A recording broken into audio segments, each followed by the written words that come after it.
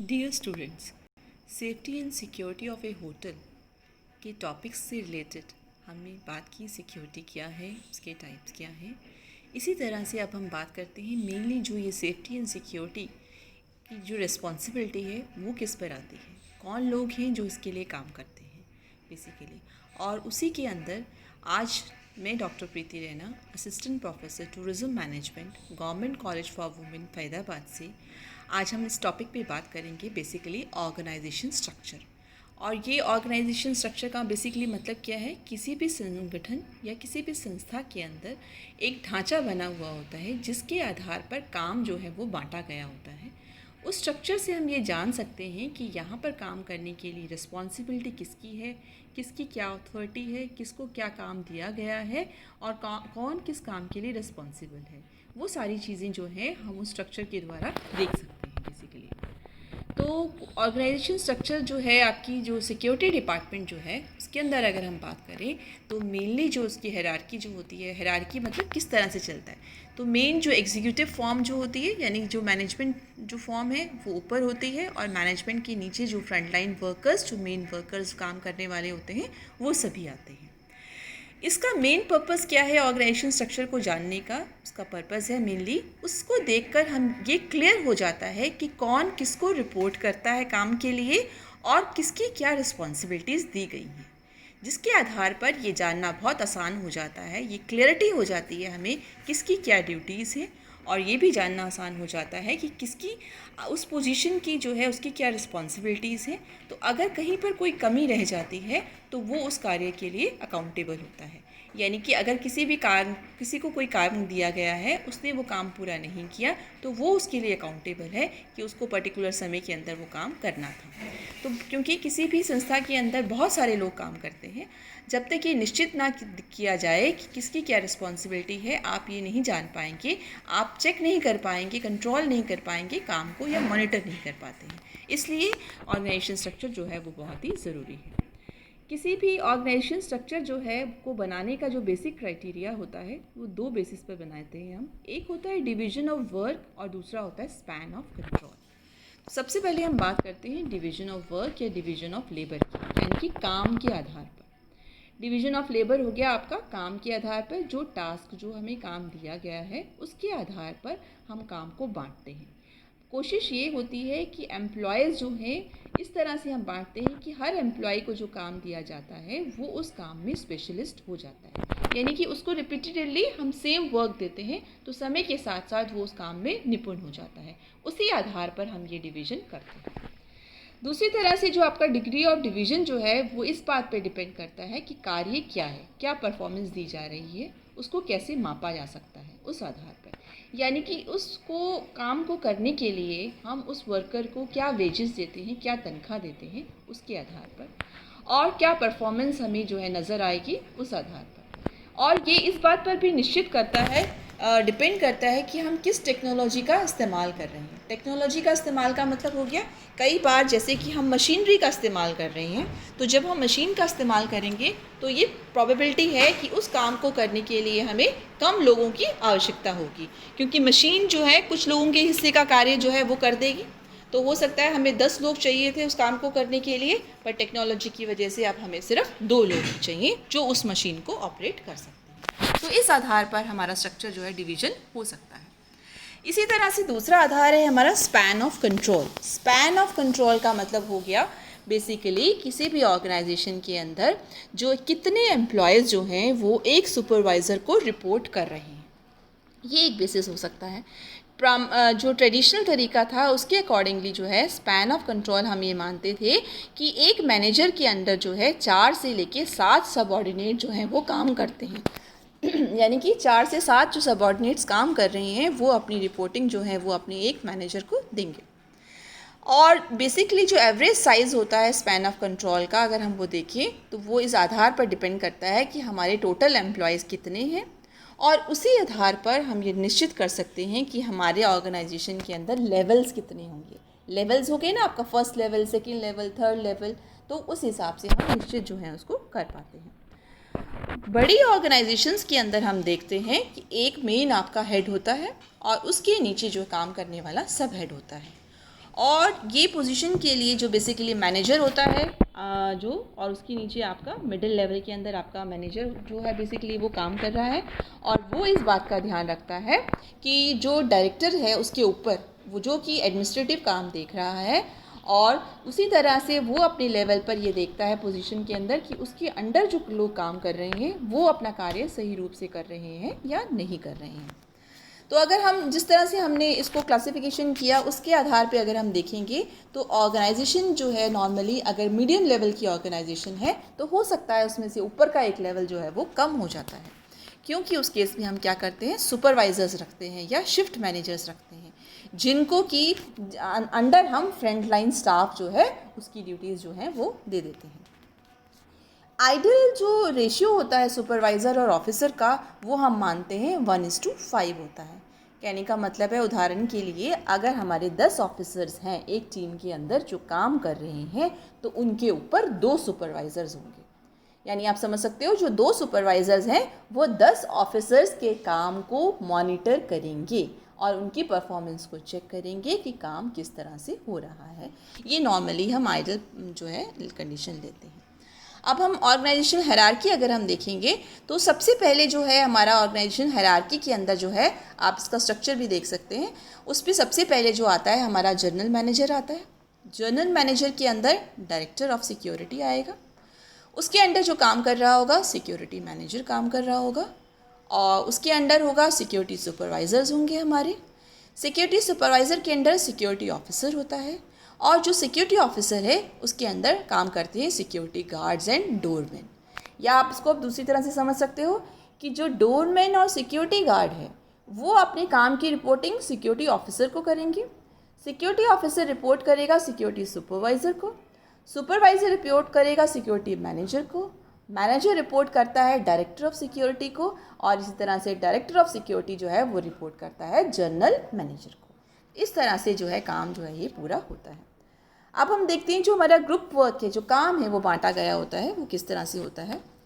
अगर हम एक ऑर्गेनाइजेशन चार्ट बनाएं किसी भी होटल के लिए, बड़े होटल को ध्यान में रखते हुए, तो हम इस बात का भी ध्यान रखेंगे कि वो कौन कौन से एरियाज़ हैं जो वल्नरेबल हैं। वल्नरेबल मतलब जहाँ पर खतरा हो सकता है किसी समस्या से related, safety point of view से जो है वो बहुत इंपॉर्टेंट है, वो ध्यान रखना पड़ता है। ये भी ध्यान रखना पड़ता है कि हमारे पास नंबर ऑफ़ गार्ड्स कितने हैं। अगर हम शिफ्ट का ध्यान रखेंगे, 24 आवर शिफ्ट का पैटर्न ध्यान में रखते हुए वो भी ध्यान रखेंगे।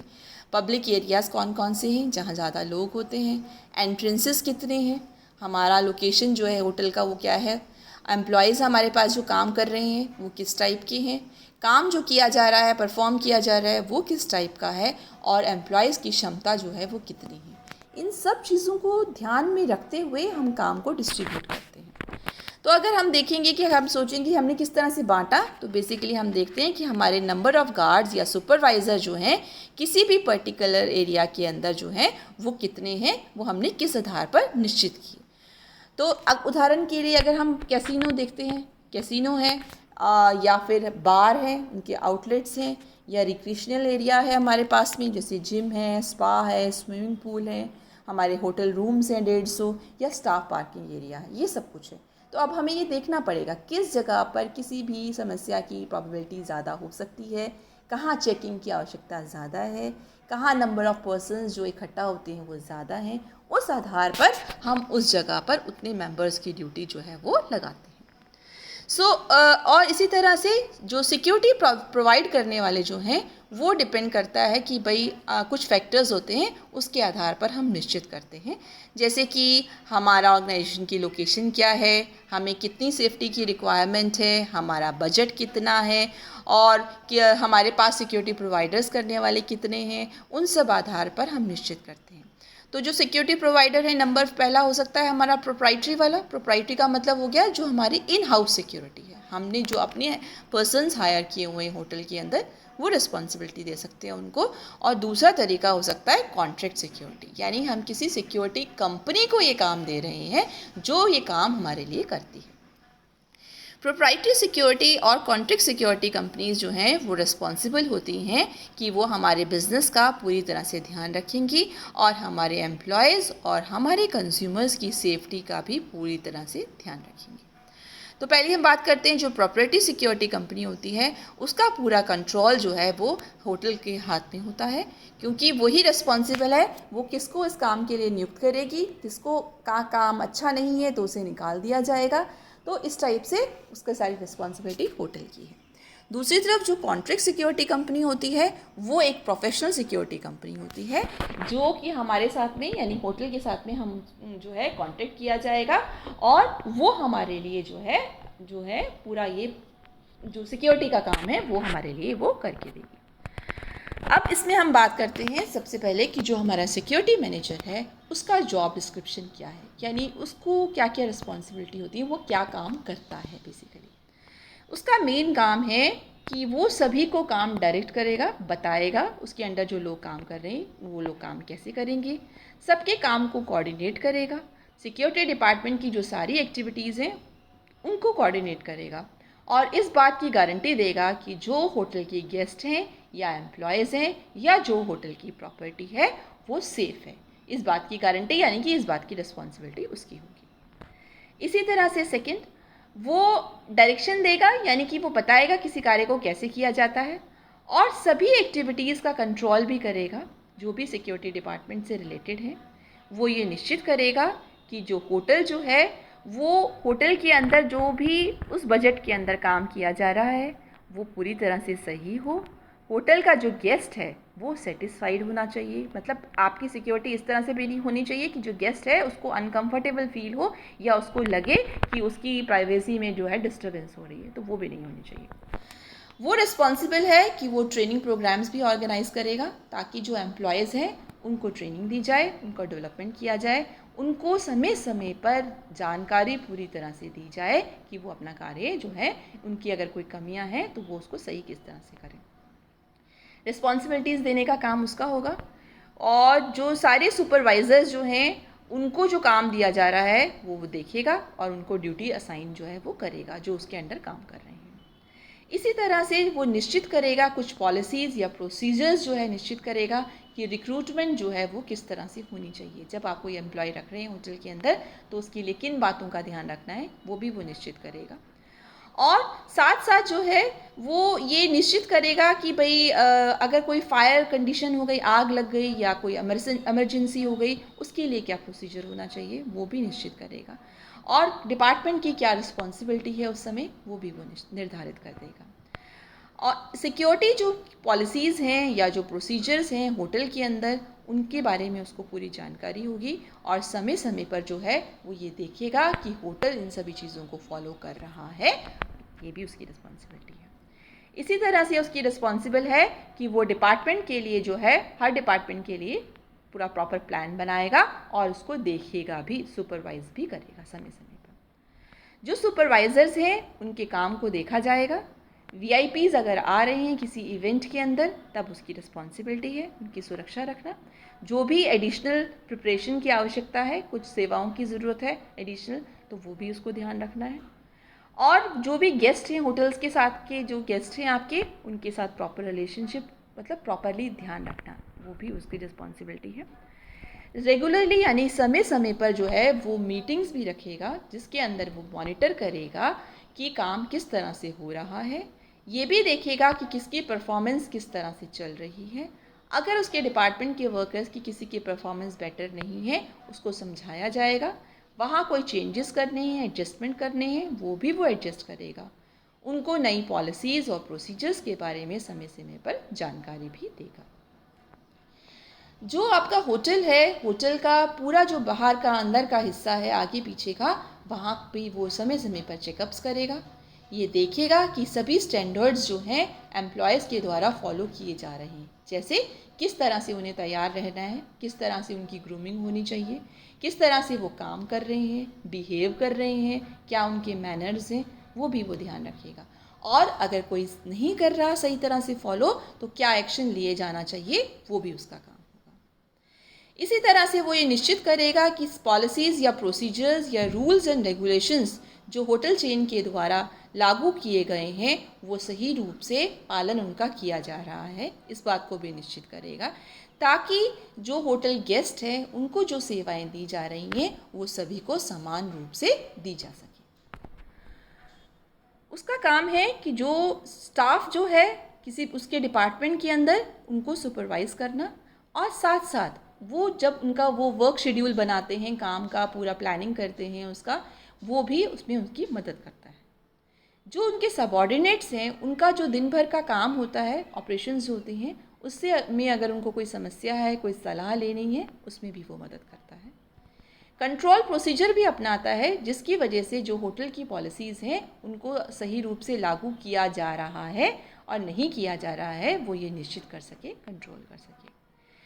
सभी रेगुलेशंस जो हैं या जो हाउस के जो रूल्स हैं, होटल के रूल्स हैं, उनको फॉलो करवाना उसका काम है। होटल के अंदर अगर कोई केस हो जाता है, चाहे वो क्रिमिनल केस हो या इंसिडेंट हो जाता है, उसकी अगर इन्वेस्टिगेशन हो रही है तो उसके अंदर भी वो होटल की मदद करेगा और पुलिस के इन्वेस्टिगेशन काम में भी उसकी मदद करेगा। इसी तरह से सिक्योरिटी मैनेजर जो है वो एक लॉग बुक रखता है जिसके अंदर होटल के अंदर होने वाले कोई भी इंसिडेंट्स जो है उसका पूरा विवरण वो नोट करके रखता है। अगर कोई कंप्लेंट्स हैं उनको भी नोट डाउन करता है और समय समय पर उनके लिए क्या एक्शन लिया जाना चाहिए उसके लिए वो उसको जो है रेफ़र करता है। वो देखता है कि भाई ये इस टाइप की कंप्लेंट आई थी तो इसके लिए क्या एक्शन लिया जाना चाहिए। कई बार उसको बहुत स्पेशल ड्यूटीज़ भी करनी पड़ती हैं जो उसके जनरल मैनेजर ने उसे दी होती हैं। जॉब रिस्पॉन्सिबिलिटीज़ क्या हैं सिक्योरिटी डिपार्टमेंट की, वो भी वो निर्धारित करता है और उनको सिचुएशन के अकॉर्डिंगली जो उसमें चेंजेस करने हैं वो भी चेंजेस करता है। एक प्लान तैयार करता है। कई बार जो होता है पीक सीज़न का मतलब होता है जिस वक्त जो है टूरिस्ट ट्रैफिक ज़्यादा होता है, यानी हमारे गेस्ट जो हमारे होटल में आ रहे हैं उनकी संख्या ज़्यादा होती है।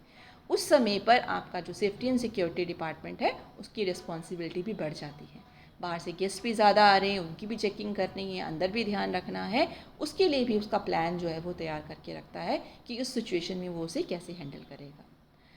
जो जनरल मैनेजर है उसको मंथली रिपोर्ट भी वो करता है सारी सिचुएशन के बारे में, और जो भी पॉलिसीज़ या जो प्रोसीजर्स जो होते हैं किस तरह से काम किया जा रहा है सिक्योरिटी डिपार्टमेंट के द्वारा, वो भी वो उनको निश्चित करता है। इसी तरह से जो भी ऑपरेशंस हैं स्टाफिंग के, या स्टाफिंग मतलब जो आपको रखना है, पर्सन जो रिक्रूट करना है, या जो इक्विपमेंट्स का इस्तेमाल करना है सिक्योरिटी डिपार्टमेंट ने, वो भी उसकी रिस्पॉन्सिबिलिटी है।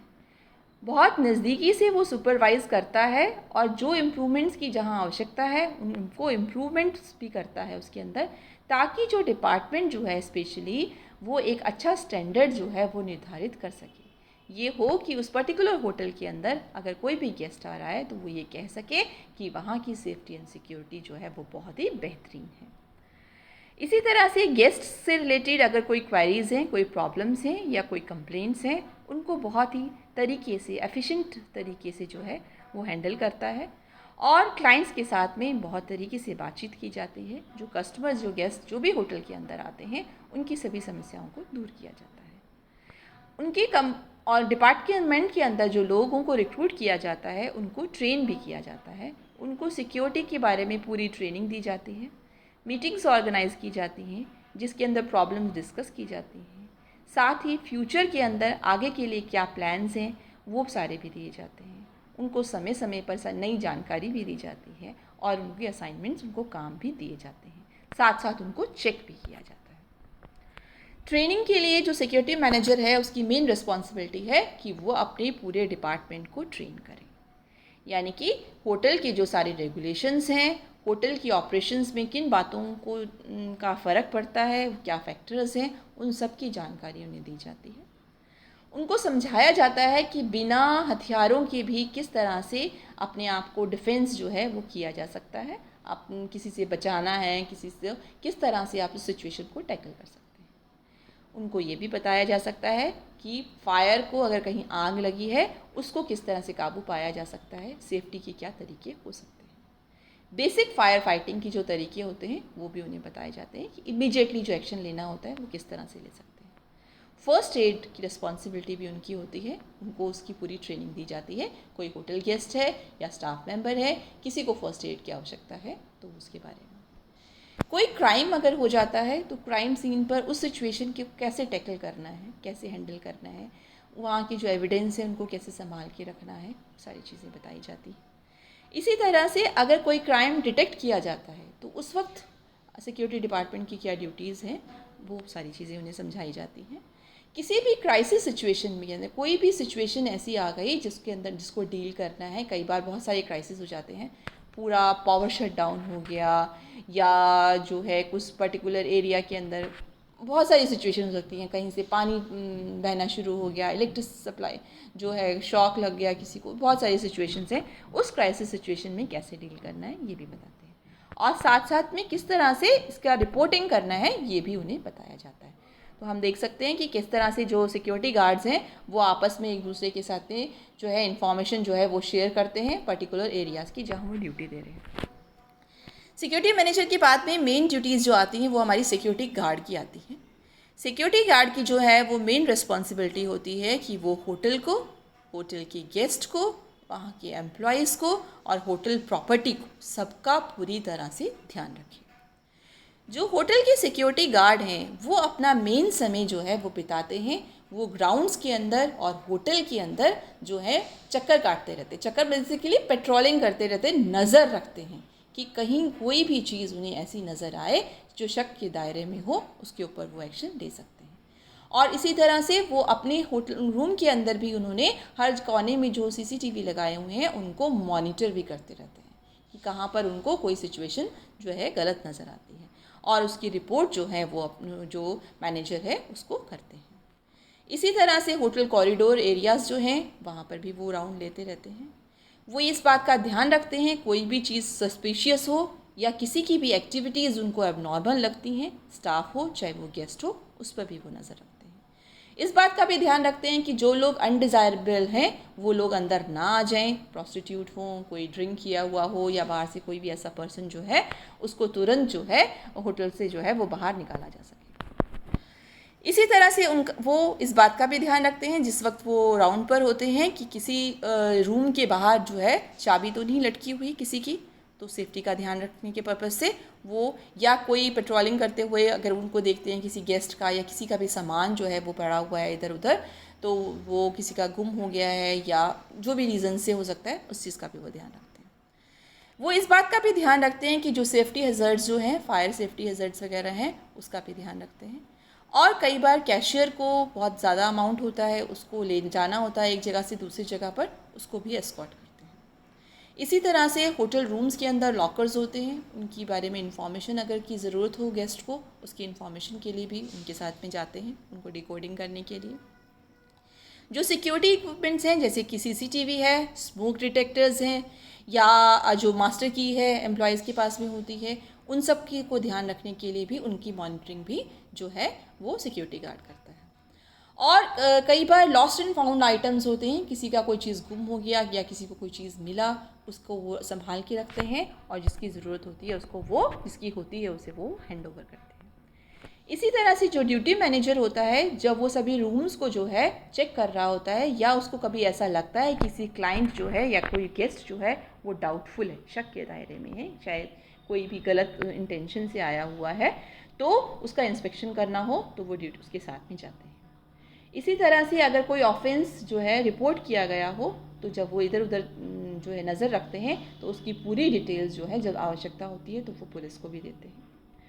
वो इस बात का ध्यान रखते हैं कि जो मेड्स काम कर रहे हैं स्टाफ के अंदर, वो प्रॉपर रूल्स को फॉलो कर रहे हैं, प्रॉपर क्लीनिंग कर रहे हैं गेस्ट रूम्स की, इस बात का ध्यान भी जो है सिक्योरिटी गार्ड जो है वो रखते हैं।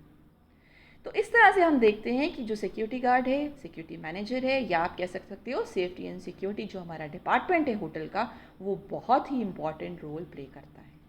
वो हर वक्त चौकन्ना होता है, हर वक्त नज़र रखे होता है, जिसकी वजह से ही जो हमारा गेस्ट है और एज ए एम्प्लॉय अगर हम वहाँ पर काम कर रहे हैं, वो सभी अपने आप को सुरक्षित महसूस करते हैं। तो ये 24 घंटे जो है पूरी तरह से जो है मुस्तैदी के साथ में हर तरफ नज़र रखता है और हर तरफ जो है रिपोर्टिंग जो है वो करता रहता है। So thanks.